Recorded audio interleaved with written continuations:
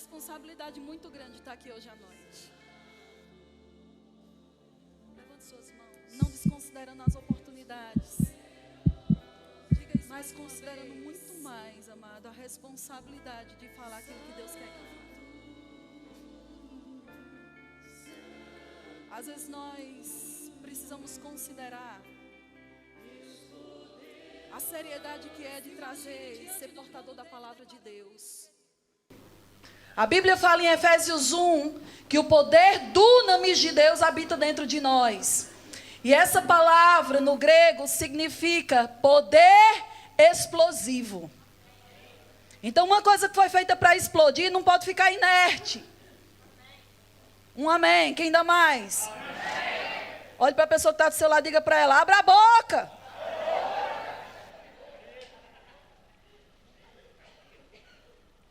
Já sentiu como é que vai ser, né? Então vamos lá. Não vou ficar aqui sozinha. E não vou desperdiçar o poder que está aqui. Você tem que entrar. E como é que você entra? Não é distraído, não é olhando para o seu relógio, nem para a sua barriga, nem para a roupa do irmão. É com o seu coração envolvido naquilo que Deus vai falar com você, participando, concordando, se envolvendo e deixando o acesso para o Espírito Santo trabalhar dentro de você. Porque eu não sei, querido, em relação a você, mas na minha vida existe muita coisa que precisa de mudança. Senão nós não estaríamos aqui.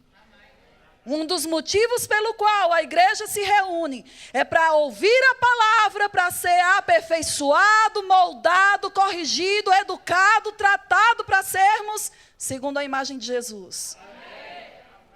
Nós não estamos aqui porque não temos nada de interessante para fazer no domingo pela manhã. Ou porque não poderíamos ficar mais um tempo na cama. Mas quando nós decidimos fazer uma coisa, faça bem feito. Desde o mundo eu tinha esse pensamento. Às vezes, os meus amigos queriam me chamar para sair, para ir para a balada, e às vezes eu nem estava com tanta vontade assim. E às vezes eles insistiam: vamos. Eu digo: rapaz, se for para ir, então eu vou fazer de uma forma intensa. Então eu nunca fui de fazer as coisas de uma forma passiva. Porque passividade não marca nem a sua vida, muito menos a vida de outras pessoas. Se você acha que ser um crente meia boca, crente agente 007, que só quem sabe que você é crente é você mesmo, ou um crente chuchu, eu já falei isso aqui, eu sei que aqui tem chuchu, não venha com essa história. O chuchu é um legume que quando você coloca no meio de outros, ele absorve o sabor dos outros. Ele não dá o sabor, ele absorve. Você não está aqui para absorver a cultura do mundo. Você está aqui para ser uma influência nesse mundo como sal e luz dessa terra. Então, um dos motivos pelo qual você está aqui hoje é para quê? Para morrer. Está repreendido? Está nada. Tem nada repreendido. Morrer para quê? Fazer morrer o velho homem, o defunto, o fedorento, que cheira mal, que não produz fruto de justiça, que não mostra Jesus, que não mostra amor, mas mostra atitudes egoístas do velho homem. Nós estamos aqui para aprender a morrer para nós mesmos, para que nós possamos viver para Deus. Não tem, amado, uma koinonia, não tem comunhão no pensamento de satisfazer a mim mesmo e satisfazer a Deus. Existe incompatibilidade nesse pensamento. Ou eu faço a vontade de Deus, ou eu faço a minha vontade. Não existe cooperação nisso. Nós precisamos entender que estamos aqui para aprender a nos desprogramar de quem éramos, para nos programar dentro do programa que Deus tem para a nossa vida. Porque não tem, até mesmo na informática, se você entende um pouquinho de computação, o básico, você vai ver que, por exemplo, hoje nos smartphones, nos tablets tem o iOS e tem o Android. Não tem como você querer baixar uma aplicação que é para o iOS num aparelho que é Android. Não existe compatibilidade. Muitas vezes nós estamos querendo baixar as promessas de Deus, mas rodando ainda um programa que diz respeito ao sistema do mundo que nós vivíamos. Dá erro. Dá erro. Olhe para a pessoa que está do seu lado e diga para ela, dá erro.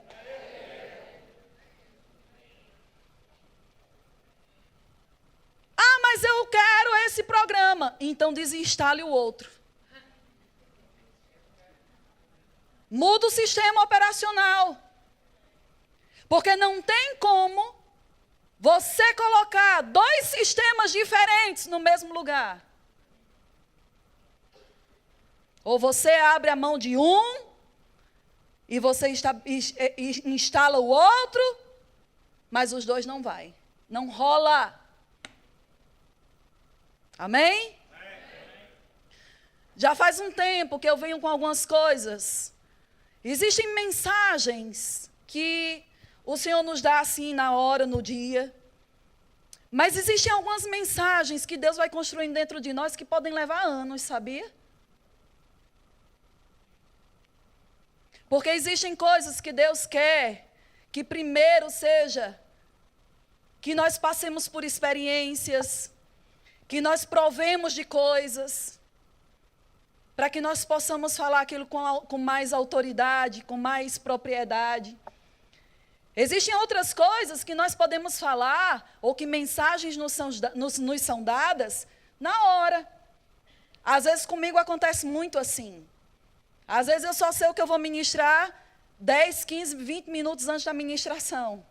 Isso é uma coisa muito confortável, aleluia, para não dizer o contrário. Mas o que eu vou ministrar hoje pela manhã para você é algo que o Senhor já faz algumas semanas que o Senhor vem trabalhando comigo. E essa semana, mais especificamente, nós passamos por uma situação aqui na igreja que só levantou mais essa mensagem. Há umas semanas atrás, eu ministrei aqui sobre de que espírito sois. Quem estava aqui? Falando também sobre essa questão de que nós precisamos entender qual é a atitude que deve mover a nossa vida. E eu acredito, queridos, que tudo sempre está ligado. O Espírito Santo, a mensagem do Espírito Santo para a igreja é desprogramar-se de quem éramos para nos programarmos a quem Deus quer que nós sejamos. Meu marido, nessas últimas semanas, ministrou sobre família, sobre criação de filhos. E isso também é um programa que nós precisamos instalar na nossa vida segundo a vontade de Deus. Por quê? Porque o mundo tem muitas psicologias furadas, falidas, demoníacas. Porque a intenção do diabo é frustrar a família, é destruir família, o conceito de família. Então, nós precisamos entender que ou nós abrimos o nosso coração para abraçarmos o que a palavra diz, ou vamos ter conflitos de sistemas e não vamos provar de coisas que Deus quer. E essa semana, algumas pessoas ficaram sabendo porque nós compartilhamos, nós temos um grupo no WhatsApp, que é dos líderes e colaboradores, que é de todas as pessoas envolvidas no serviço da igreja. E eu quero incentivar e quero trazer uma atenção, deixa eu abrir um parênteses, todas as mensagens que são compartilhadas nesse grupo, eu vou trazer um reforço nisso, é para serem ouvidas. São mensagens que são instruções específicas para tempos específicos, querido, para que nós possamos servir ao Senhor com mais excelência. Então, terça-feira, o culto da casa de Deus não é uma coisa opcional, é algo que é uma convocação que todo mundo tem que estar envolvido. Um amém? Amém. Todos os colaboradores e líderes têm que estar na terça-feira. Sâmia, mas eu não posso vir em hipótese alguma. Então, sou um caso de vida ou morte, e que você ou estiver trabalhando, beleza.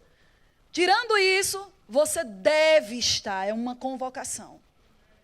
Porque nós só temos um culto, ou uma reunião por mês, para tratarmos e ajustarmos coisas para servirmos a Deus com excelência.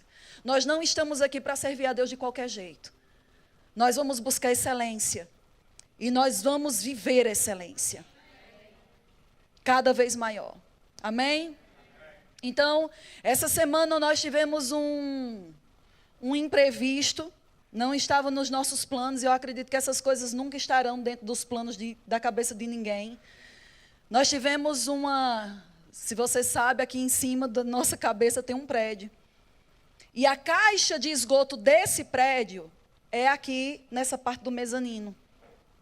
E essa caixa entupiu e estourou. E nós tivemos um dilúvio aqui na igreja. Aí talvez você diga, uau, aonde? Agora está ótimo, está lindo, maravilhoso, tudo limpinho, tudo desinfectado. Mas na terça-feira, nós tivemos esse bom dia. Meu marido chegou aqui e nós tínhamos uma piscina aqui na igreja. Então nós vamos precisar trocar. Se você olhar para o piso, ele está fofo, porque tudo isso aqui estava alagado. Nós tivemos que remover todo o piso do mezanino, das salas de almoxarifado. Coisas foram danificadas, coisas foram perdidas. E o prejuízo vai muito mais do que 6 mil euros. E nós estamos crendo que as pessoas responsáveis vão arcar com a restituição daquilo que foi danificado. Vocês creem, concordam? Mas isso também nos deixou mais indignados ainda, sabe para quê? Para sairmos daqui e irmos para o nosso novo prédio. Então, se una a nós e comece a orar, porque nós já estamos orando já faz um tempo por isso. Eu sei que algumas pessoas, quando nós falamos sobre sairmos daqui, faz uma oposição por causa da conveniência por morar perto. Mas isso também é uma coisa que eu vou ministrar e que está inserido dentro da ministração de hoje. Você não pode olhar só para a sua conveniência e esquecer o bem comum. Nós vamos para um lugar aonde a igreja vai ser no resto de chão, aonde nós vamos ter ponto de metro, de autocarro, com estacionamentos, quem tem carro, glória a Deus, com salas para a igreja infantil, para podermos fazer todas as divisões. Amém? E se tiver cave, vai ser para ou almoxarifado, um salão de jovens, uma sala de diversão. Mas nós vamos ter aquilo que nós declaramos, porque nós cremos naquilo que a palavra de Deus diz. E a Bíblia diz, criei, por isso falei. Nós cremos, por isso também falamos. Então nós vamos ter aquilo que nós declaramos. E vamos ficar, sabe o quê? Ainda melhores. O diabo se levanta só para uma coisa. Para cair. Ele só se dá o trabalho de se levantar, porque ele vai ter que voltar, ele sempre volta para debaixo dos nossos pés. E ele é tão insignificante, que ele cabe até debaixo do seu pé. Eu não tenho pé grande. Então, mas ele cabe lá debaixo, para você ver aonde Deus colocou ele.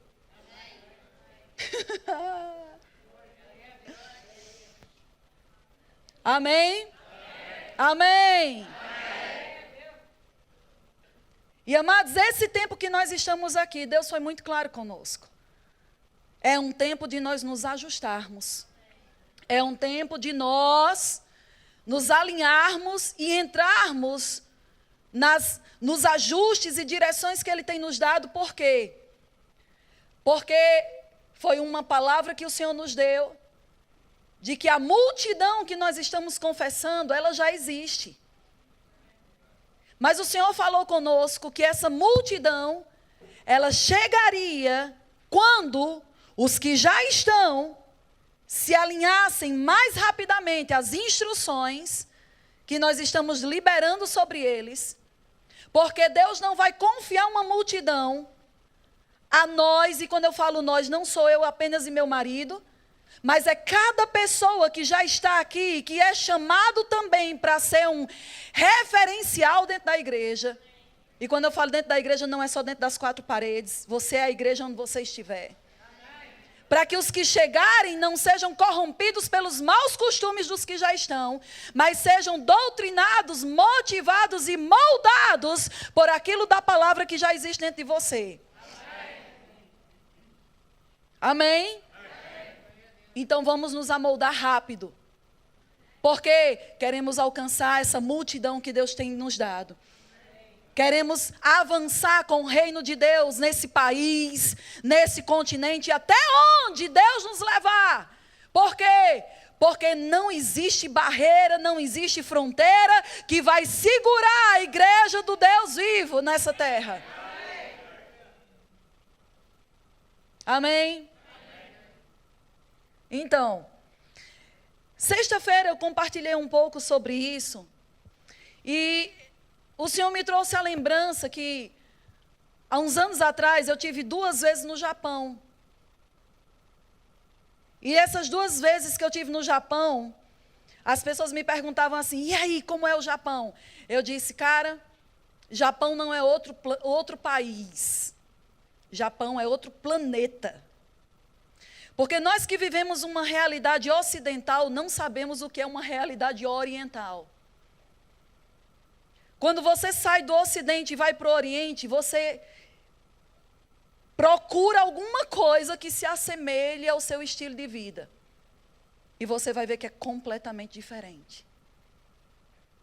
A primeira vez que eu voltei com início de estafa, tanto físico quanto mental, porque um dos maiores desafios de você estar lá é você tentar associar o que você está vendo com alguma coisa que você já conhece e você não encontra.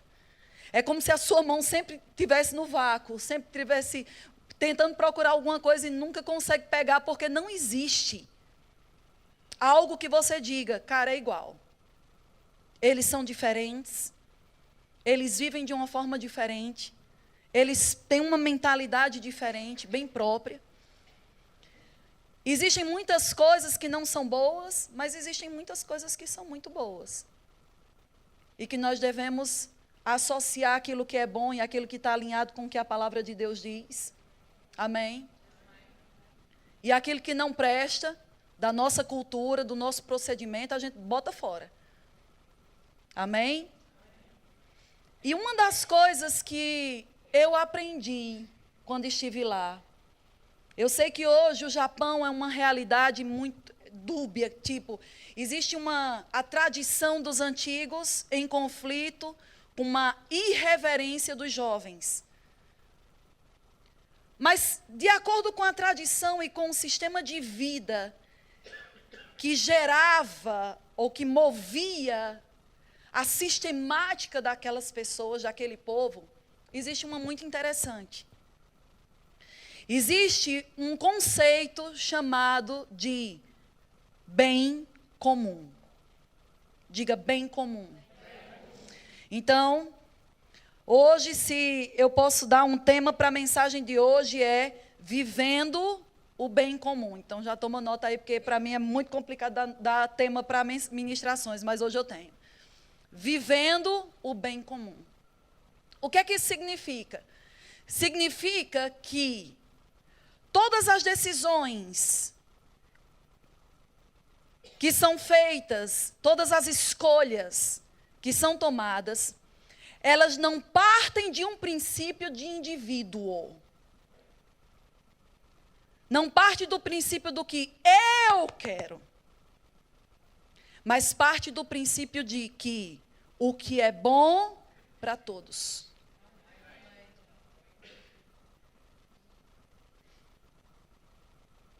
Você está aqui? E quer que eu te diga? Isso é evangelho. Isso é evangelho. Eu gostaria que você abrisse sua Bíblia, nós vamos estudar um pouco a palavra de Deus. Nós vamos colocar alguns fundamentos hoje pela manhã, para podermos celebrar a ceia do Senhor, com a atitude certa no nosso coração. Eu gostaria que você abrisse sua Bíblia em 2 Timóteo, no capítulo 3.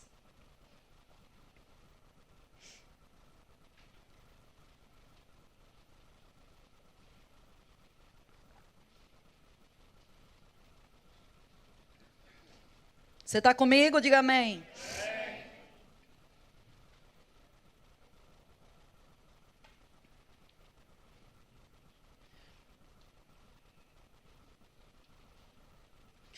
Quem encontrou 2 Timóteo, capítulo 3, diga glória a Deus. Versículo 1 diz assim: sabe, porém, isto, nos últimos dias sobrevirão o quê? Agora, responde para mim, eu quero que você participe, ok? Responde para mim.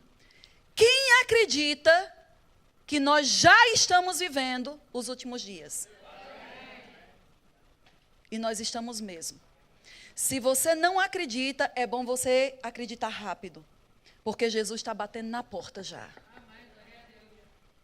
A vinda do Senhor vai acontecer mais rápido do que você imagina.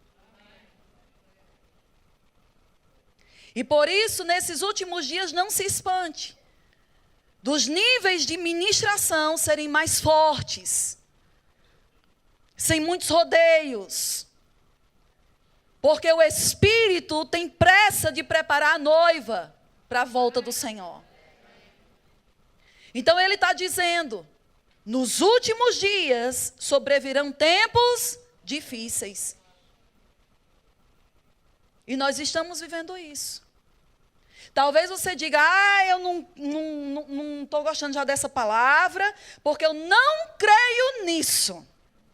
Tempos difíceis, está amarrado, está repreendido, está cortado, está rasgado da minha vida. Não, filhinho, não adianta você declarar isso. Porque é o que a Bíblia diz e já existe. Nós já estamos vivendo isso. Só que você não tem que entrar nisso. Nisso o quê? Nessas características de quem está vivendo nesses dias, segundo o sistema desse mundo. A Bíblia diz também que nos últimos dias o amor de muitos, o quê? Esfriará. Agora, eu não preciso ser um desses. O seu amor só vai esfriar se você quiser. É uma decisão. Tudo na nossa vida diz respeito a uma decisão. A única situação na nossa vida que aconteceu que não foi uma decisão nossa foi nascermos nessa terra. Porque foi uma decisão do nosso pai ou da nossa mãe. Dos dois. O resto, querido, no dia que você chegou nessa terra, quando você começou nessa terra, você começa a viver por decisões. E você vai ser responsabilizado pelas decisões que você toma. Ai, mas meu coração para Deus é assim. Mas o seu coração para Deus não vai falar tão alto quanto as decisões que você toma. Porque tem um ditado, não sei se tem esse ditado aqui em Portugal, que diz: o inferno está cheio de boas intenções.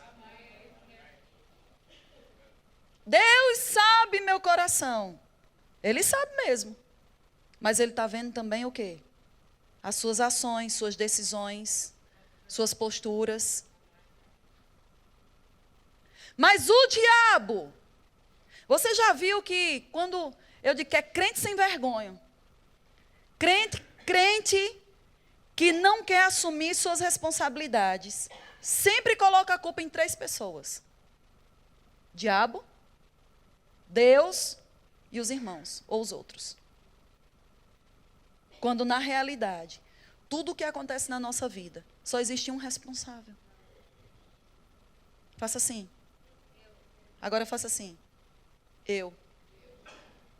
Porque se você não der lugar ao diabo, o diabo não vai ter lugar na sua vida. Se você não der lugar a Deus, Deus não pode intervir na sua vida. E se você andar em amor, as pessoas não têm o poder de tirar você do caminho do Senhor, nem de atrapalhar seu caminho, porque Deus vai ver a sua posição e a sua fé. Aleluia.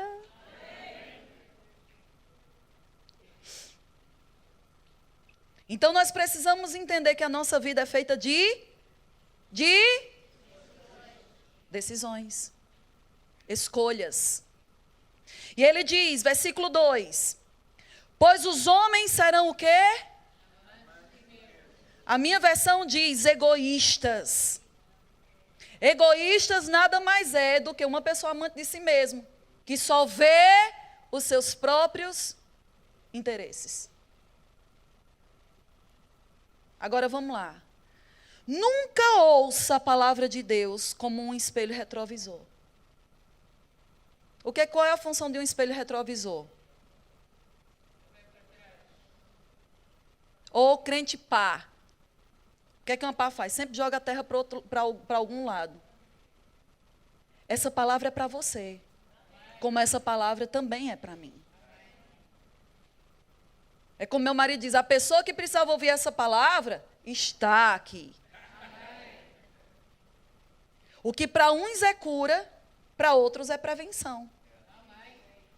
Mas é para todos nós. E por mais, querido, que eu esteja trazendo essa palavra para você, isso não é uma palavra que a gente ouve ou pratica somente uma vez.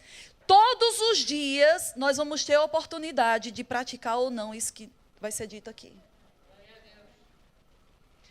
Paulo, quando escreveu essa carta, Paulo não escreveu para pessoas do mundo. O Novo Testamento não foi escrito para o mundo.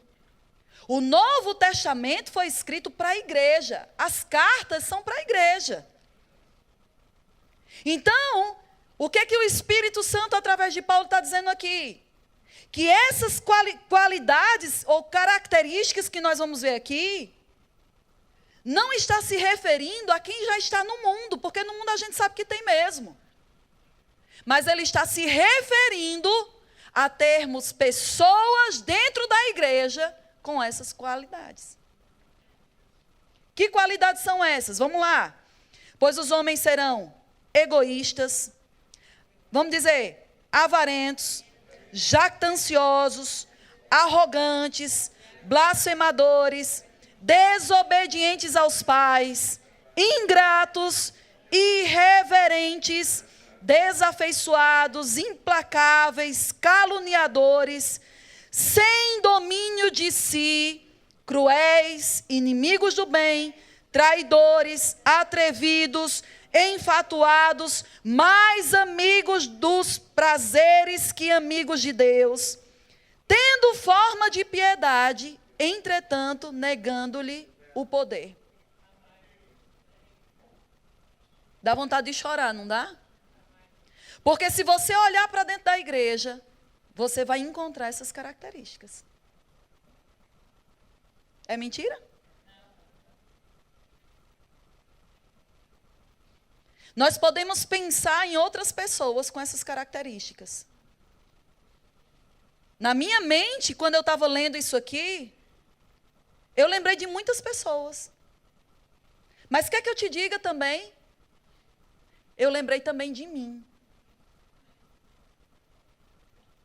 Porque quem, em algum momento da vida, não andou nessas características? Ou você nunca foi egoísta? Atrevido?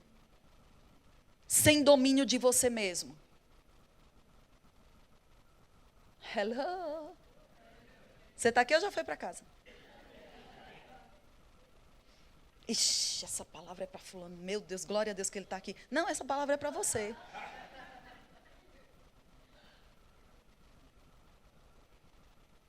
Agora, olha só. Tendo forma, versículo 5. Tendo forma de piedade, entretanto, negando-lhe o poder. O que é ter forma de piedade? É ter aparência de bonzinho. É ter uma aparência que parece que está vivendo a vida de Deus, mas está negando nas suas ações, nas suas motivações, na prática da coisa, o poder de Deus. O poder de Deus não é para você se arrepiar. O poder de Deus é uma capacitação divina para você superar suas próprias limitações. As pessoas querem exercer fé para ter, mas não querem exercer fé para ser. Quando o nosso maior desafio não é o ter, porque o ter é fácil. Mas o nosso maior desafio é ser ou deixar de ser uma pessoa que não está agradando a Deus. Ou que está com vírus do sistema antigo, que persiste em permanecer por causa de quê? Da nossa comodidade. Porque, amados, convenhamos, nós não mudamos porque estamos acomodados com a vida que temos. Você não quer ter trabalho de mudar você mesmo. Porque o trabalho de mudar a nós mesmos implica em dor, em desconforto, em deixar de fazer o que nos agrada nas nossas emoções e carne. Porque o pecado é gostoso, meu irmão. Se o pecado não fosse gostoso, nós não pecaríamos. Diga amém. Dizer não quando a gente quer mais um pedaço, às vezes é difícil. Porque muitas vezes comemos mais com os olhos do que com o nosso estômago mesmo.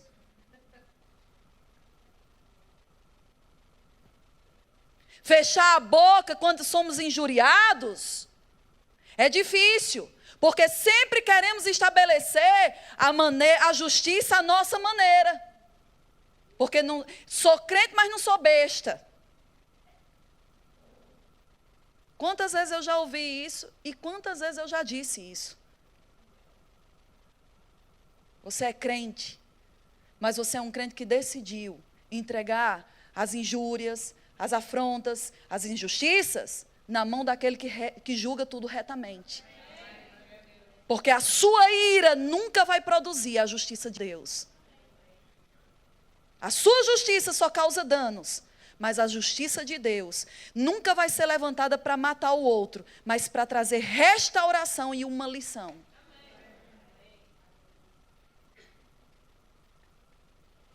Você está aqui? Ai, fulano é tão lindo. Olha a cara dele de santo. Vou dizer outra expressão que tem no Brasil. Não sei se tem essa expressão aqui.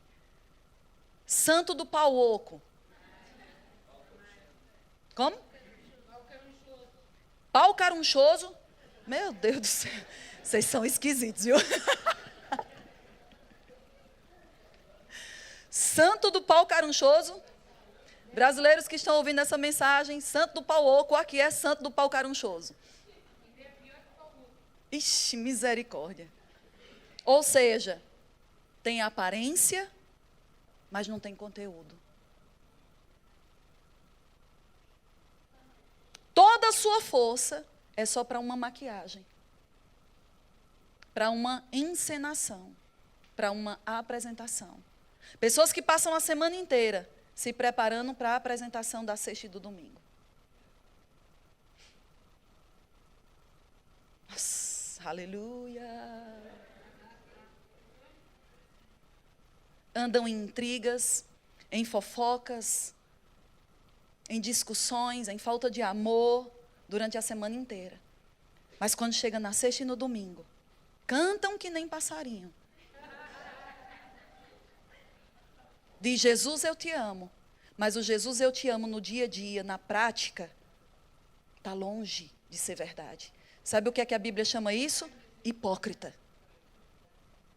Sabe, isso é mensagem para a Santa Ceia? É, porque é a oportunidade de você não celebrar a ceia do Senhor indignamente. Irmão, esquece essa história de mensagem da sexta e mensagem do domingo. Existe só uma mensagem, a mensagem do Espírito Santo e ponto final. Às vezes algumas pessoas dizem: não, mas a gente não pode pregar isso no domingo porque tem muito visitante. Ué, e o Espírito Santo não sabe? Não é? Porque pelo que eu sei, o Espírito Santo ainda é onisciente e sabe exatamente quem está na igreja e sabe exatamente que palavra as pessoas precisam ouvir. Não, mas fulano é novo convertido, isso é muito tutano para ele. Meu irmão, deixa eu te falar uma coisa. Nós estamos com pressa. Nos últimos dias, antigamente, criança que nascia passava 40 dias para abrir os olhos. As crianças hoje em dia já nascem de olho aberto e quanto mais, daqui a pouco vai começar já a falar. Quem nascer de novo nesses últimos dias já tem que entrar correndo, meu irmão, porque tem que crescer rápido. Tem que correr atrás. Por causa da bagagem, da podridão de vida que existe aí fora. Não pode ser mais mensagenzinhas com medo de ferir o sentimento das pessoas. Nós precisamos mudar e acordar para uma realidade, porque o reino das trevas trabalha e trabalha muito bem. E nós estamos sendo lentos e tardios, dormindo nos nossos prazeres e desejos, ao invés de morrer para a nossa vontade, para avançar com o reino de Deus. Deixa eu te dizer, esse tempo está expirando. A nossa maior vida, o nosso maior tempo não é aqui. É lá que vai existir a eternidade. Eternidade. Não tem fim. E você está querendo viver com toda a intensidade os seus desejos numa vida que está expirando. Quando nós devíamos estar semeando aquilo que a ferrugem e que o ladrão não podem roubar, não podem destruir. Porque os valores eternos que nós estabelecemos na nossa vida produzirão frutos de justiça que vão repercutir por toda a eternidade e não só nessa vida.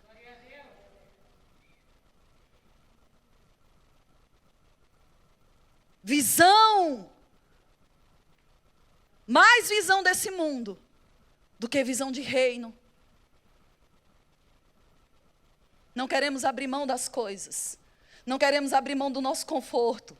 Não queremos abrir mão de coisas até que são lícitas. Sabe que até o que é lícito pode se tornar um peso na nossa vida?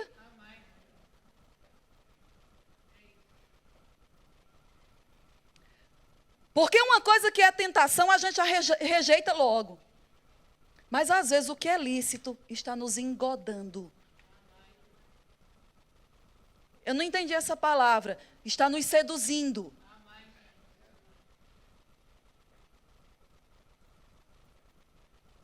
Olhe para a pessoa que está do seu lado e diga para ela: morra para você mesmo. Diga para ela: e deixe Cristo se levantar dentro de você.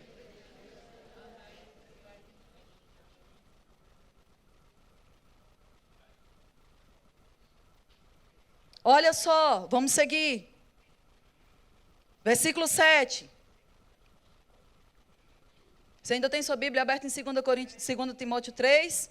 Agora veja aí. Olha que seriedade. Versículo 7. Que aprendem. Vamos lá, gente. Que aprendem quanto? Sempre. Ou seja, ensino não falta.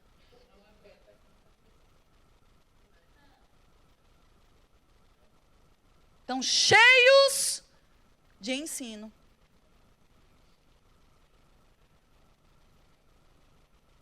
Agora, olha o que é que o restante do versículo diz. Que aprendem sempre e jamais.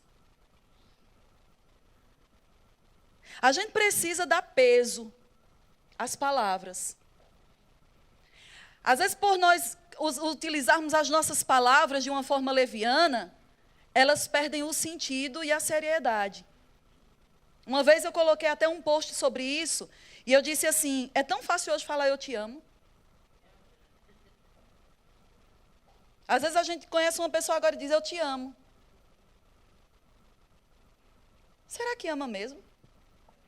Ou será que é porque não tem uma palavra bonita para dizer e simplesmente é mais fácil dizer eu te amo? Amor envolve tanta coisa. Amar, segundo o amor de Deus, envolve morte. Morte de nós mesmos. E às vezes nós olhamos para o que os outros nos fazem e esse eu te amo já some. Hipócrita.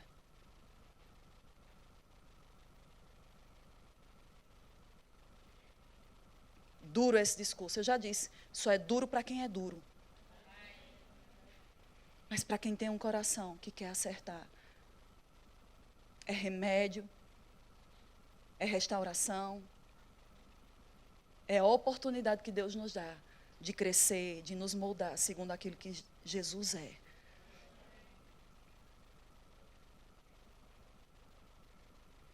Talvez hoje eu não esteja para você, debaixo da unção, do apacentamento, mas provavelmente eu estou debaixo da unção do profeta, para trazer temor, para trazer alinhamento, para trazer correção para a sua vida.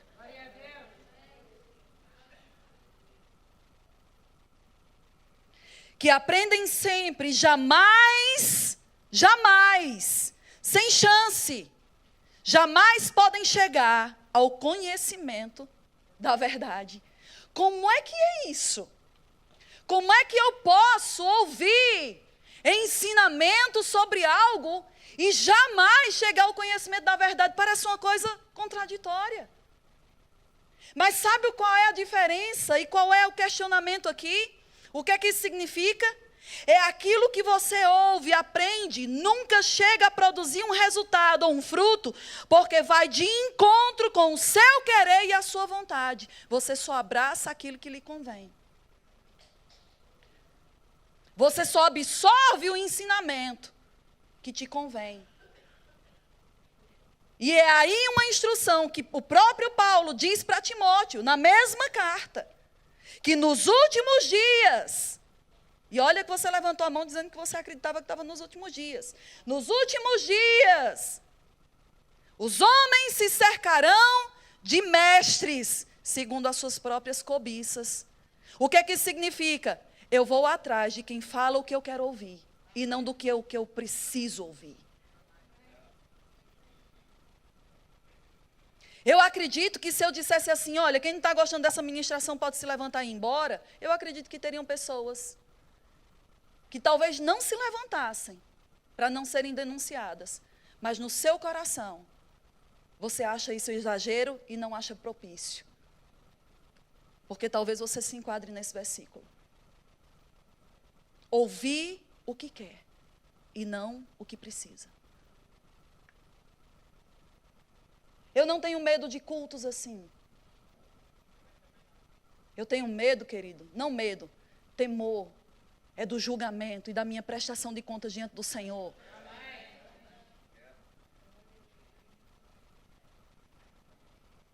Desde muito cedo eu decidi não fazer a minha vontade. Principalmente aqui.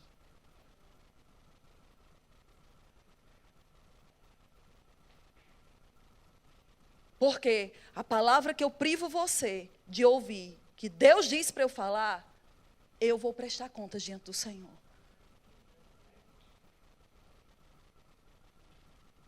A palavra isso é uma palavra de salvação. A palavra de Deus está salvando sua alma hoje. E se a palavra de Deus ministrada aqui é liberada para educar-nos, corrigir-nos e edificar-nos na justiça de Deus, e nós privamos você disso, nós somos culpados. E vamos prestar contas. Então eu não estou preocupada se você está me amando agora, ou se está com cara feia ou cara bonita.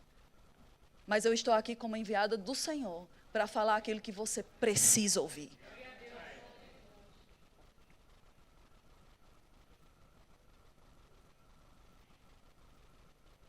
Aleluia. Nossa, Samia, está um silêncio. Acho que a unção nem está aqui. Não está assim. A unção do Senhor está tão maravilhosa nesse lugar, que você não tem ideia. Às vezes a gente precisa rever os nossos conceitos, achar que unção é para nos arrepiar e fazer a gente pular. A unção principalmente vem para nos moldar, nos tratar, nos ajustar à vontade do Senhor. Eu não quero ser uma pessoa que aprende e jamais chega. Eu quero ser alguém que considera a palavra de Deus.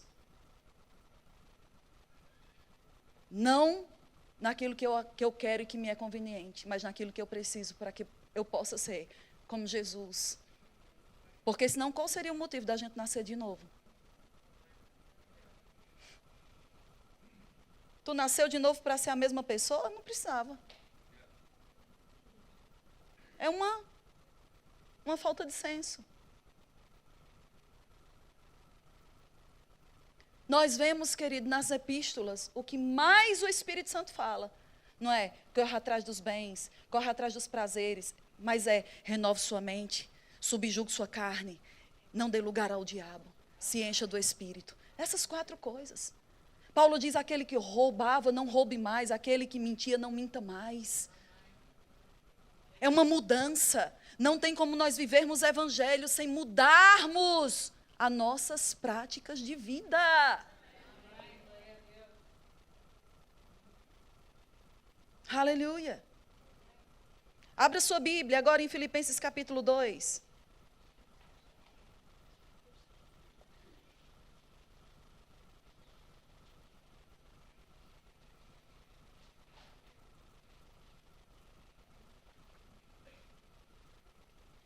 Vocês estão comigo?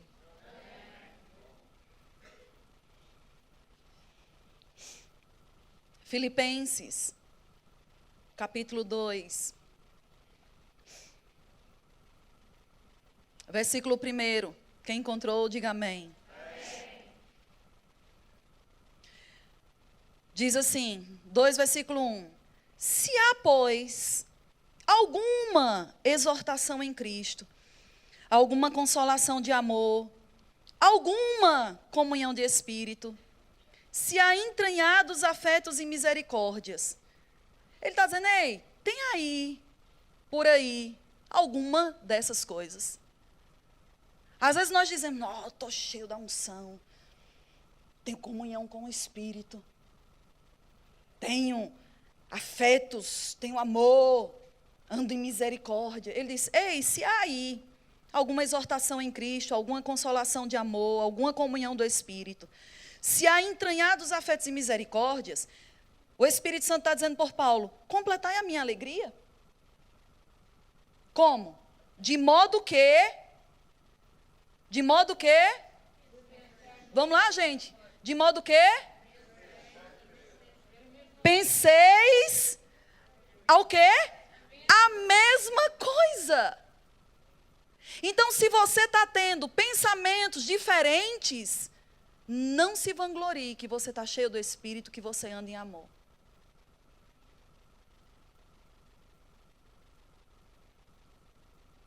Deus nunca vai nos inspirar para a divisão. Deus sempre nos inspira para a unidade. Agora, unidade de quem? Da sua cabeça? Ou da liderança e da visão que Deus tem para o seu corpo?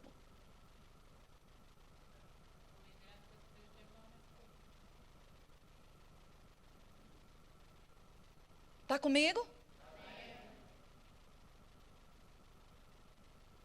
Se você acha que você anda em misericórdia, se você acha que você tem entranhados afetos e que você tem comunhão com o Espírito, então uma das características é: você pensa a mesma coisa, você anda em linha com aquilo que a palavra de Deus diz, você coopera para a paz e para a unidade do corpo, você não anda em divisão, você não anda em contenda, você não anda em separação ou em benefício próprio.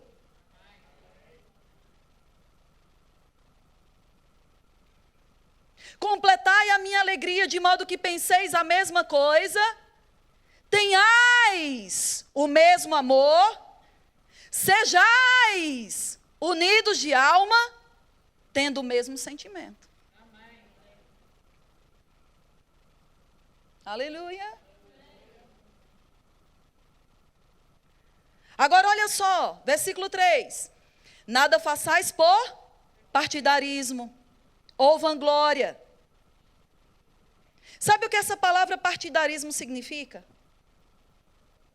Essa palavra partidarismo significa propaganda como se fosse uma propaganda eleitoral, ou seja, cada um fazendo a propaganda de si mesmo. Não, mas porque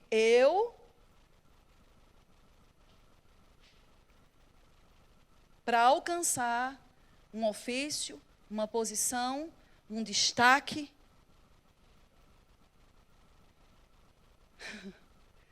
e ele diz: nada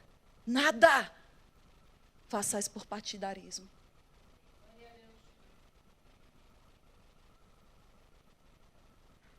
Existem coisas que não somos eu que faço, nós fazemos. Quando você destaca muito eu fiz, eu sou. Eu lembro de um amigo meu, profeta de Deus. Um dia,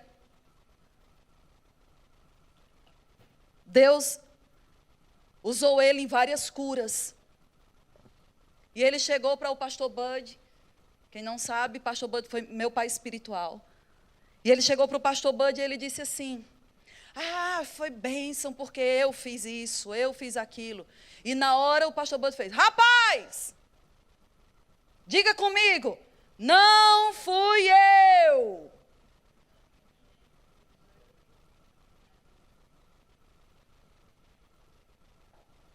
E na hora Jen, a esposa do pastor Bud, ia chegando e disse: fulano, Deus usou até uma jumenta, com certeza Ele pode te usar.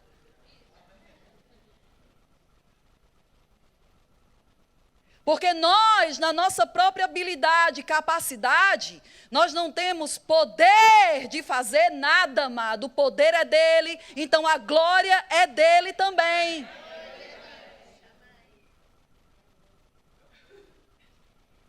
O que você tem não veio de você mesmo. Eu sou o cara, eu sou inteligente, sou mais inteligente do que esses cabecinha oca aí. Ei! Você só é assim porque foi Deus que te deu essa inteligência. Então não se vanglorie, mas exalte ao Senhor e glorifique ao Senhor com as habilidades e os dons que Deus te deu. Porque eu ajudei. Você sabe quando um discurso é desprovido de vanglória. E você reconhece também quando um discurso está querendo causar ibope e vanglória. Nada é pelo seu mérito. A nossa função nisso é simplesmente obedecer. É como o cano. Nós somos apenas o cano por onde a água passa, para matar a sede das pessoas, seja na área que for. E nós estamos nos vangloriando de muita coisa, sem entender que o que somos, o que temos e o que fazemos é dele, por ele e para ele.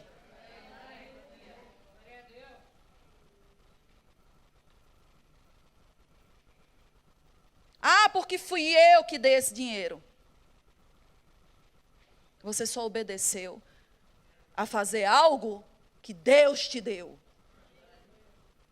E às vezes só não tem mais, porque está colocando o benefício do que tem na força do seu próprio braço. Porque é Deus que te dá força para adquirires riquezas. Nada façais por partidarismo ou vanglória. Autoestima, amor próprio. Nada faça por exaltação própria. E ele diz, faça como? Mas por humildade. Como? Considerando cada um os outros superiores a si mesmo. Eu já ouvi pessoas falando, aqui, desprezando os outros. Às vezes por causa da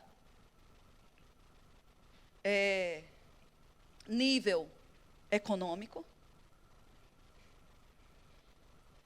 nível cultural, nível intelectual. E deixa eu te dizer, e vou repetir, tudo que você tem, é e faz, nada mais é do que dádiva e bênção de Deus para a tua vida. Tira isso de você, quem você é. Tira o carro que você dirige. E eu não estou desmerecendo isso, não. É que, às vezes, essas coisas que Deus nos está dando, está sendo motivos de orgulho, de vaidade, de soberba, de autoexaltação. Tira isso de você. Quem você é? Tu é pó, que vai morrer e volta para o pó. Acabou. E aí o que valeu? As coisas que Deus nos dá e as habilidades que Deus nos dá só valem alguma coisa se isso for por Ele, para Ele e por meio dEle. Porque isso vai reverter em fruto na vida de pessoas, vai abençoar pessoas, vai abençoar o reino de Deus. E aí sim, isso vai ter uma marca, isso vai ter uma intensidade e isso vai ter uma voz que ecoa por toda a eternidade. As tuas coisas e quem você é só terá uma voz, querido, se elas forem entregues e feitas para o avanço do reino e para o benefício das pessoas e do corpo de Cristo.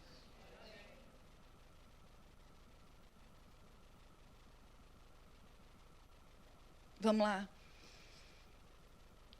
Versículo 4. Olha só. Não tendo cada um em vista o que é propriamente seu, senão também cada qual o que é dos outros. Eu vou ler de novo, que esse versículo é tão forte isso. Ele diz, não tenha cada um. Deus está falando com cada um aqui. Não tenha cada um em vista o que é propriamente seu, senão também cada qual o que é dos outros. Sabe que às vezes a gente está mais interessado em suprir a minha necessidade. E às vezes Deus está querendo suprir, que nós supramos a necessidade de outros primeiro.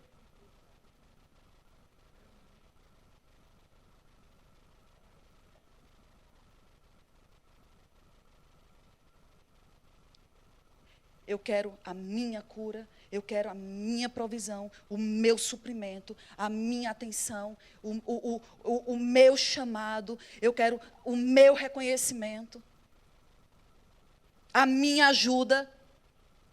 E eu te pergunto, o que é que você está fazendo pelo outro? Você está vivendo por ambição egoísta ou você está vivendo pelo bem comum? Porque talvez a sua necessidade não seja a maior necessidade naquele momento. Não desconsiderando a sua necessidade. Sabe? A Bíblia fala, não abre lá, mas só para você tomar nota, você que está anotando. Jó 42:10 diz que a sorte de Jó foi mudada quando este orava pelos seus amigos.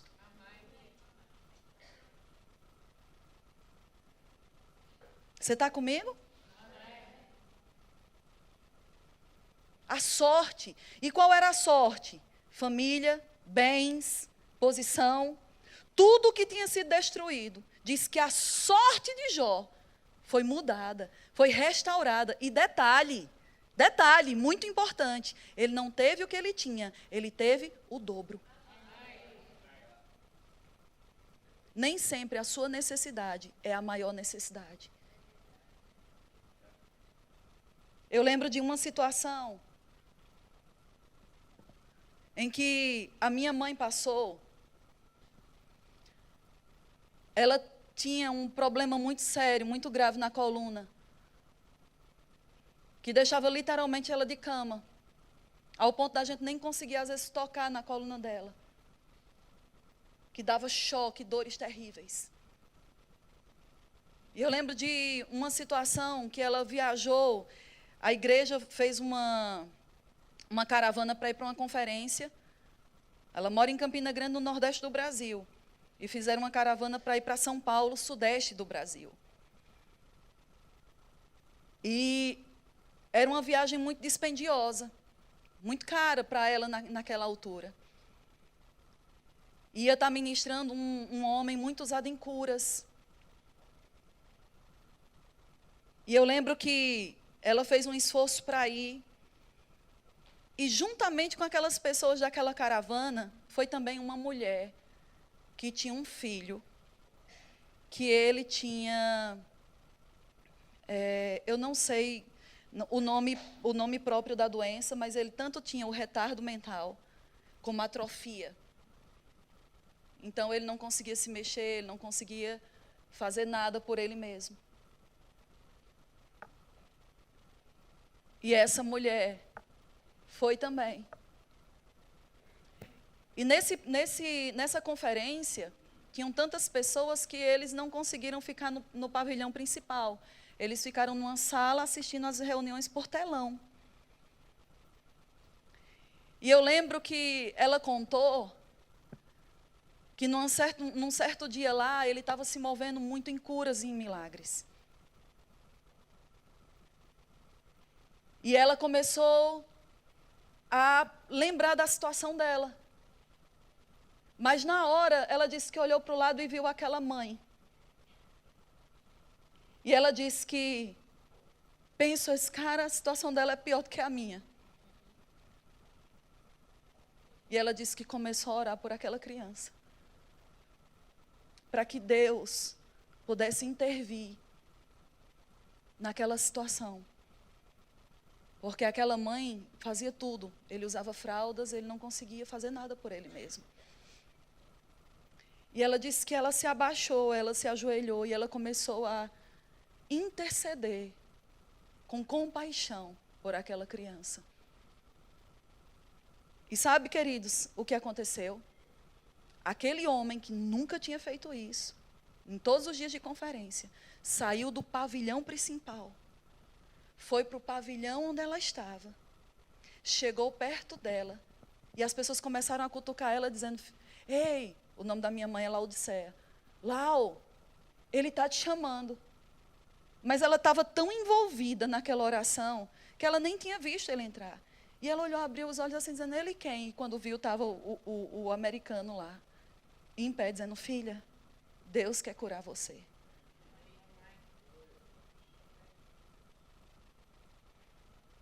Às vezes a sua necessidade não é a maior necessidade.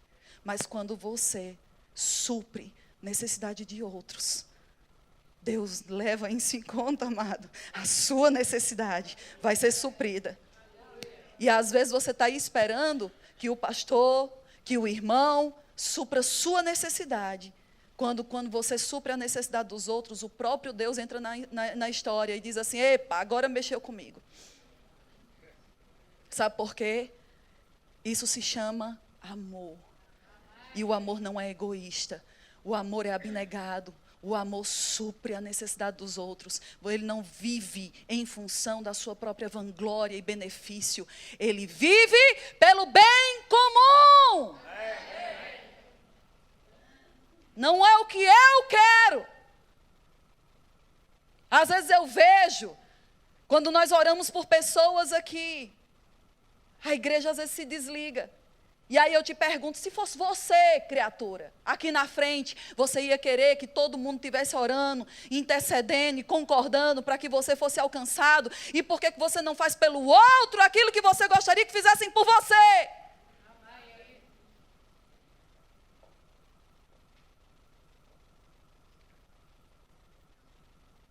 Eu não posso achar que eu vou viver evangelho vivendo pelas minhas próprias vontades e querer. Nós fomos chamados para sermos família, corpo. Um corpo, queridos, não vive em função de um único membro. A Bíblia diz, pelo menos a minha diz, não sei a sua, se tem essa página na sua Bíblia. Mas a minha Bíblia diz que quando um sofre, todos sofrem.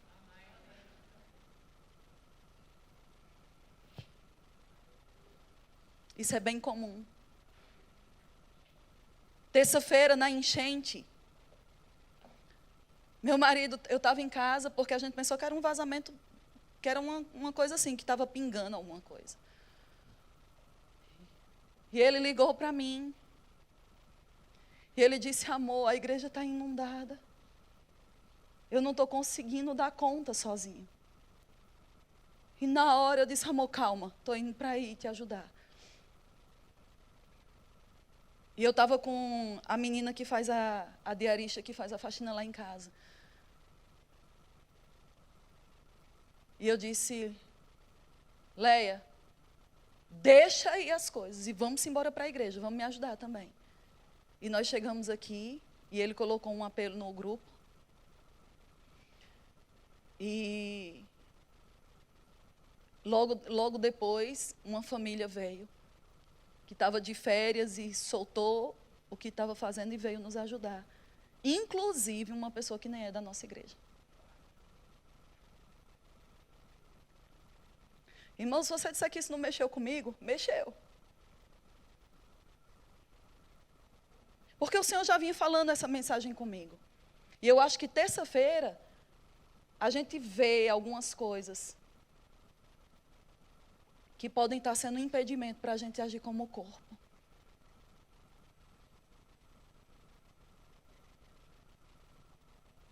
Eu sei que muitas pessoas não vieram porque estavam trabalhando. Realmente não podiam. Outras vieram na terça e outras vieram na quarta. E nós louvamos a Deus pela sua vida. Mas deixa eu te dizer uma coisa. A igreja não é minha nem de Augusto. É nossa. E, infelizmente, algumas ligaram dizendo, está precisando de alguma coisa. Mas tiveram outras que simplesmente era como se nada tivesse acontecido. E eu vou te dizer, eu não acredito que isso é o sentimento que Deus quer que exista dentro de nós.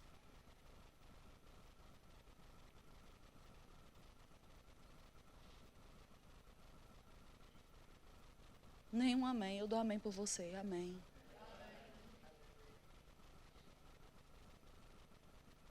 E eu lembro que no desespero, quando eu cheguei, que eu comecei a ver a água e comecei a ver tudo aquilo ali saindo. Ele, amor, ele aparando a água mais intensa para não descer mais. E ele disse, vai tirando desse balde, uns baldes, como é que chama? Uns contentores de lixo que a gente tem ali desse tamanho. Aquele estava tudo cheio, a gente tirou, amados, tantos daquele cheio. E ele diz, vai tirando dos contentores e vai jogando lá fora. E no desespero eu comecei a tirar aquele de 2 e sair correndo, subir naquela rampa. E eu ralei meus dedos. Porque eu chegava lá fora e eu fazia assim, eu acho que nessa coisa de fazer assim para a água cair, eu acho que acabei ralando e não percebi. E só fui perceber porque chegou uma hora que eu estava fazendo assim, estava toda molhada, eu não estava sentindo, e eu comecei a ver minha camisa toda manchada. Eu disse, oxe, o que é isso? E quando eu olhei, meus dedos estavam sangrando. Não estou fazendo isso como mensagem dramática, não. E no dia seguinte, eu não aguentava nem fazer assim. Eu fiz musculação, minha amiga, eu fui para o ginásio, melhor do que ginásio. Mas, mais do que a dor aqui, o que me incomodou foi os dedos, porque foi mesmo na dobrinha. E até agora ainda está incomodando. Mas é engraçado porque ao redor do ferimento está vermelho. E sabe o que é isso? É o corpo trabalhando para a recuperação dessa parte.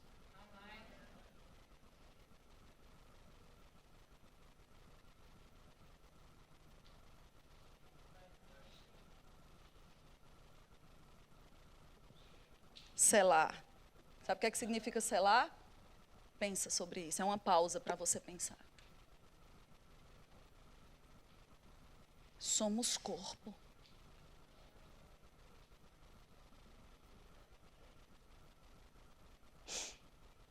Aleluia. Bora, vamos correr. Romanos 14.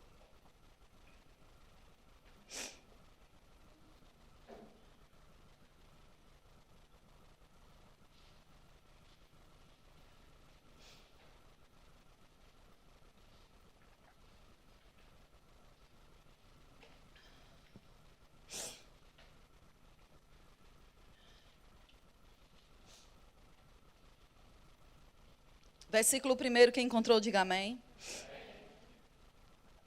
Acompanhe comigo. Versículo 1 diz: acolhei ao que o que é débil na fé, o fraco, não porém para discutir opiniões. Um crê que tudo pode comer, mas o débil come legumes. Quem come, não despreze o que não come. O que não come, não julgue o que come, porque Deus o acolheu. Quem és tu que julgas o servo alheio? Ah, mas eu creio que eu posso fazer isso. Mas o outro não crê. E aí, às vezes, a gente fica menosprezando o outro por causa daquele tipo de fé que ele tem. E Deus está dizendo, quem é você que julga o servo alheio? O servo não é seu. É o servo de Deus. E ele diz, para o seu próprio Senhor está em pé ou cai. Mas estará em pé porque é o Senhor que o sustenta, é poderoso para o suster. Um faz diferença entre dia e dia, outro julga iguais todos os dias. Cada um, diga cada um, tem a opinião bem definida aonde? Bora lá, gente, aonde? Na sua própria mente. Ele não diz na sua boca. Deixa eu te dizer, nós temos muitas denominações diferentes, mas quem é você para julgar a outra? Ah, mas eu não concordo porque eles fazem isso e fazem aquilo. Você é juiz? Viva a sua vida com a fé que você tem. Porque nós não vamos prestar contas pelos outros, nós vamos prestar contas por nós. Se você está aqui e você não concorda com a maneira como nós administramos, pregamos com a doutrina, você está bem-vindo a ir se congregar em outro lugar. Mas não está aqui dentro julgando, criticando e dizendo, mas para quê? Eu não concordo, e isso e aquilo. E nem está em outro lugar, ou mesmo aqui, julgando o outro. Cada um vai correr com a visão que Deus deu. E isso não é responsabilidade sua, isso não está no seu nariz para resolver. Ele diz, cada um tem isso bem definido na sua própria mente. Ou seja, você não precisa sair por aí, tocando trombeta, causando divisão no corpo de Cristo, porque dividido ele já está muito. E ele diz, quem distingue entre dia e dia, para o Senhor faz. E quem come, para o Senhor come.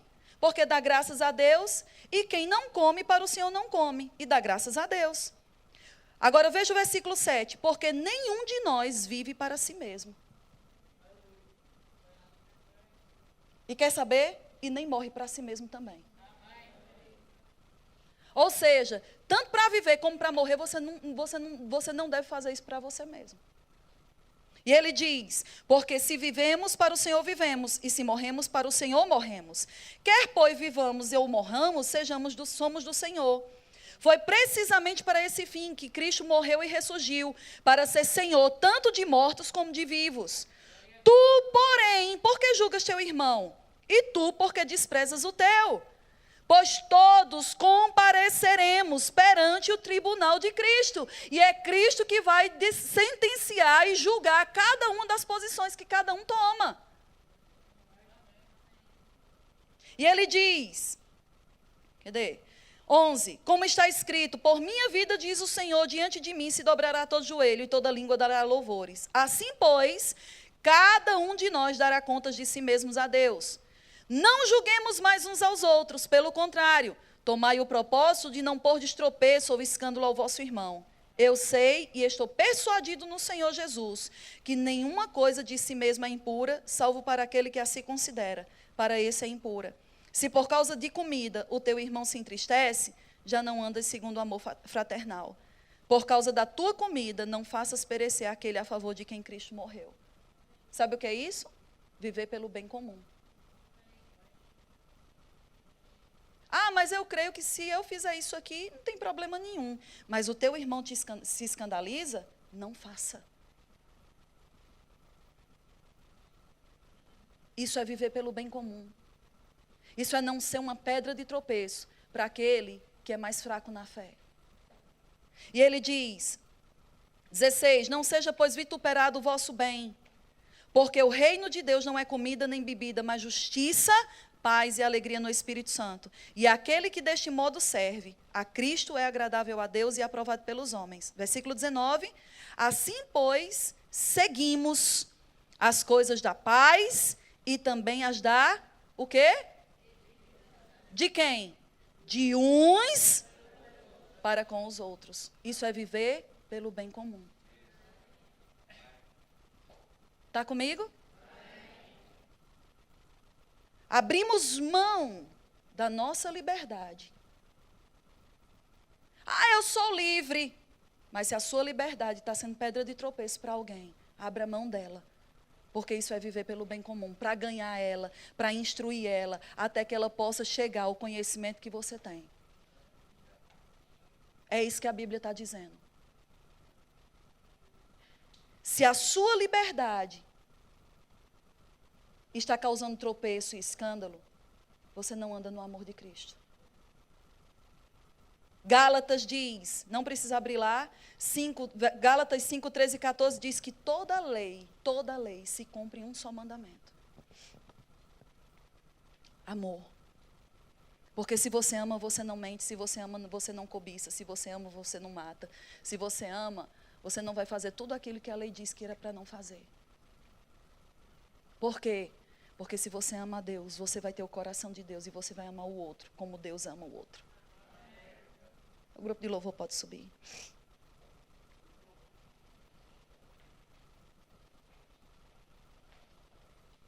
E aí eu te pergunto, você está vivendo como? Para você ou você está vivendo pelo bem comum? Queridos, eu posso passar amanhã, à tarde e à noite aqui falando sobre isso. Mas como nós vamos celebrar a ceia do Senhor, eu vou salientar somente algumas coisas. Nós precisamos julgar cada área da nossa vida. E quer ver uma coisa? Eu te pergunto, sobre dízimos e ofertas, você semeia mais pelo seu próprio bem ou para o avanço do reino?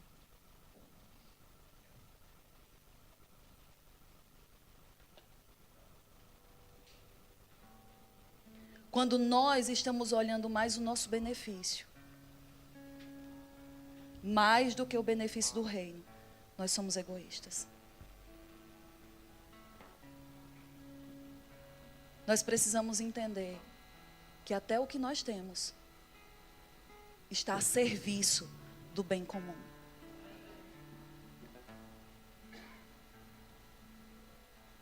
Eu já vi pessoas orando assim: Senhor, nós queremos ser como a igreja de Atos. Quem já ouviu isso? A igreja do poder, dos milagres. Quer ser como a igreja de Atos? Tenha a atitude da igreja de Atos.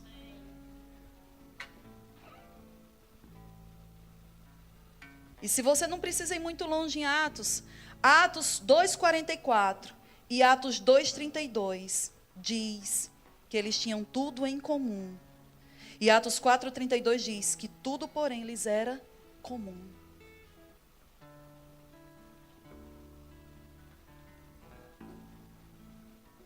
Ah, eu vim pegar a minha parte e o resto que se exploda. E esse se exploda não é pelo sentido bíblico. Isso não é a atitude de uma igreja onde Deus pode derramar poder e glória, porque existe mesquinhez, egoísmo e vanglória. Você percebe que muitas vezes não é Deus que está retendo as coisas de nós, mas Ele não pode dar coisas para reforçar atitudes erradas. Porque se nós tivermos tudo aquilo que nós pedimos com a motivação errada, por que a gente vai mudar? Meu marido na sexta-feira ministrou sobre como orar. E numa das passagens que ele diz assim, que ele leu, ele diz assim: vocês pedem mal para satisfazer os seus próprios prazeres.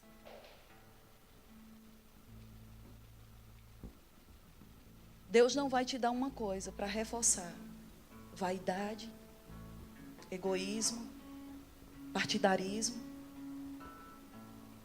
Às vezes Deus não vai poder te colocar numa posição que Ele tem para você, no ministério, porque você está com vanglória, para mostrar o que você sabe. Não vai. Nós precisamos nos humilhar e precisamos deixar que exista dentro de nós o mesmo sentimento que houve em Cristo Jesus. Servir uns aos outros. E eu sei que muitas vezes, querido, as pessoas ficam culpando pastores, mas a pessoa está sofrendo e o pastor não ajuda. Deixa eu te dizer, nós estamos aqui para agir pelo bem comum, mas você que está vendo a necessidade, você deve ver, e você só está vendo porque Deus está te dizendo: ei, cabeçudo, é você que Deus quer usar para suprir a necessidade que você está vendo. Porque não tem como a gente suprir individualmente todo mundo. E quando a gente tiver 10.000 pessoas? Às vezes as pessoas criticam pastores porque não vê o que um está passando. Mas nós estamos aqui para trazer a visão do bem comum. É a instrução que vai alimentar todo mundo. E não apenas uma única pessoa. E talvez você esteja dizendo: mas Samia, Deus não vê assim. Deus vê a minha necessidade como indivíduo. Sim, vê, mas nós não estamos aqui uma única pessoa, nós estamos numa coletividade. Eu não posso ir atrás da vontade de uma só pessoa. Nós temos que ver o bem de todo mundo. De todos.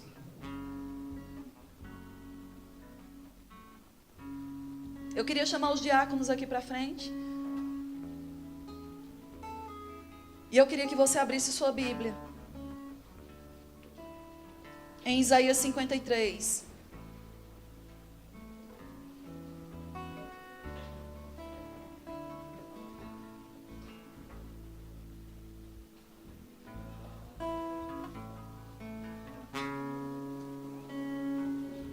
Isaías 53.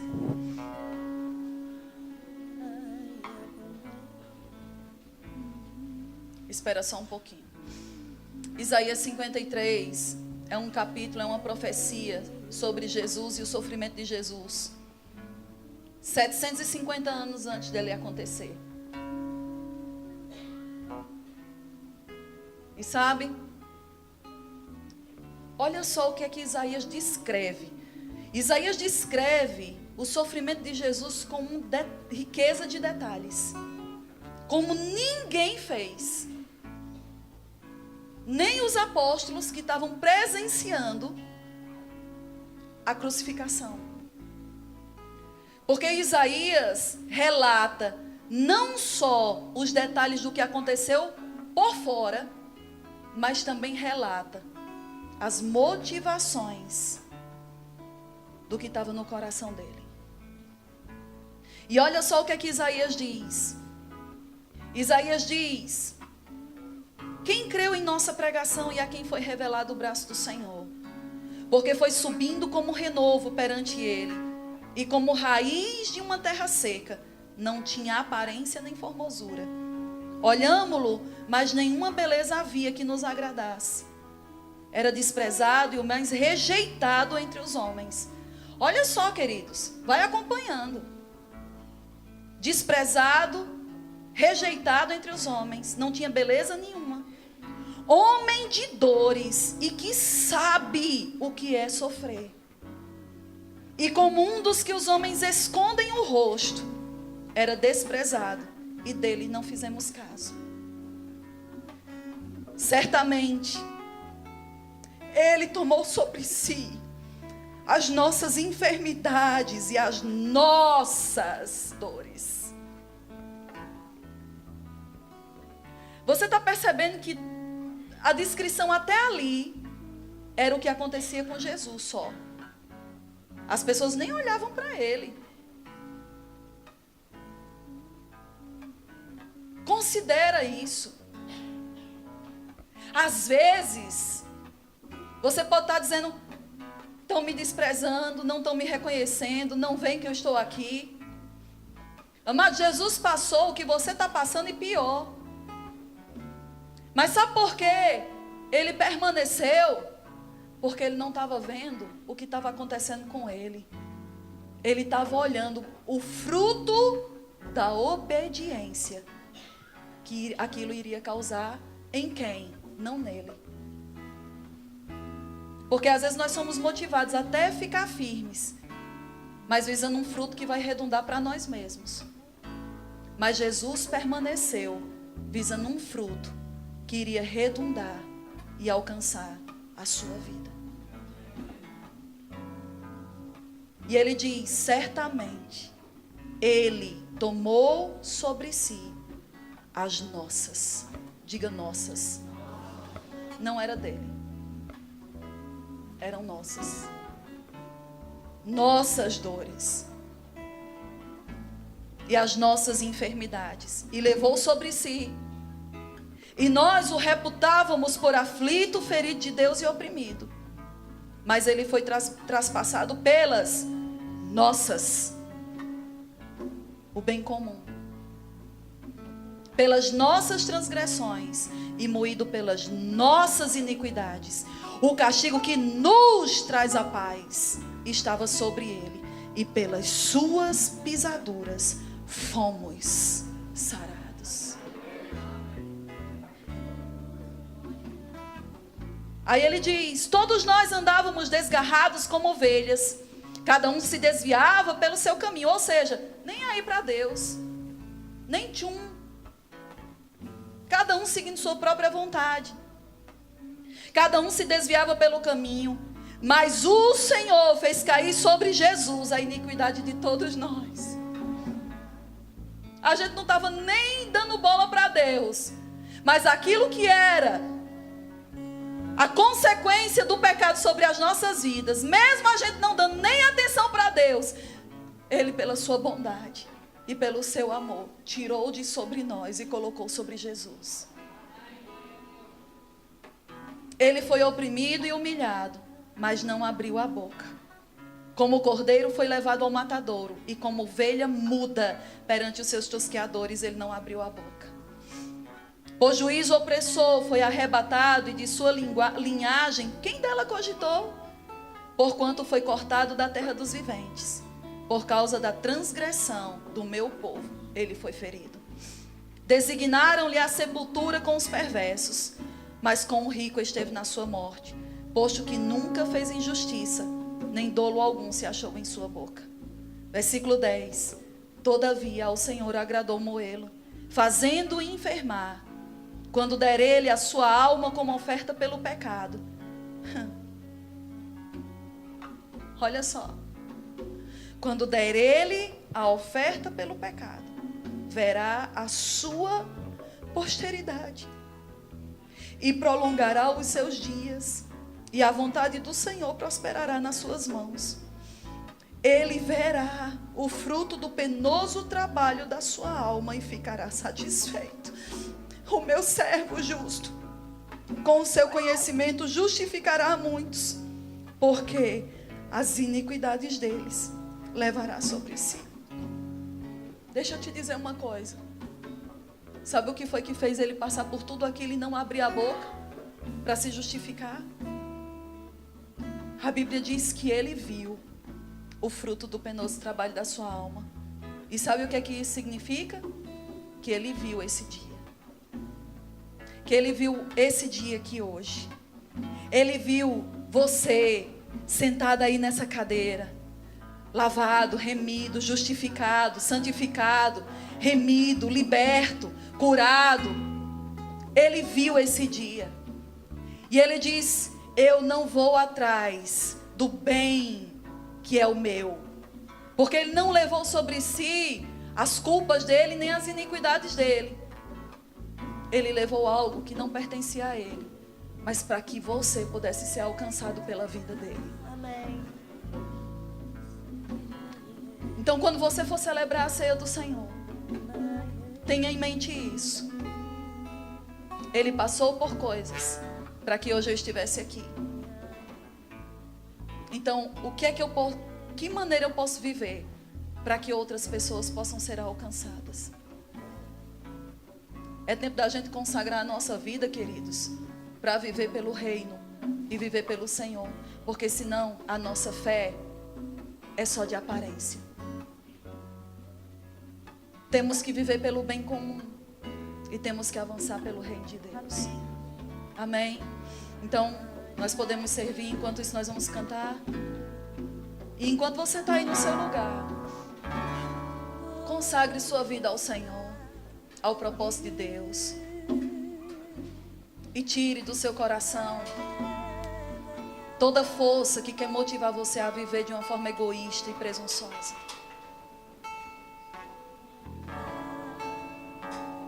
Aleluia. Deus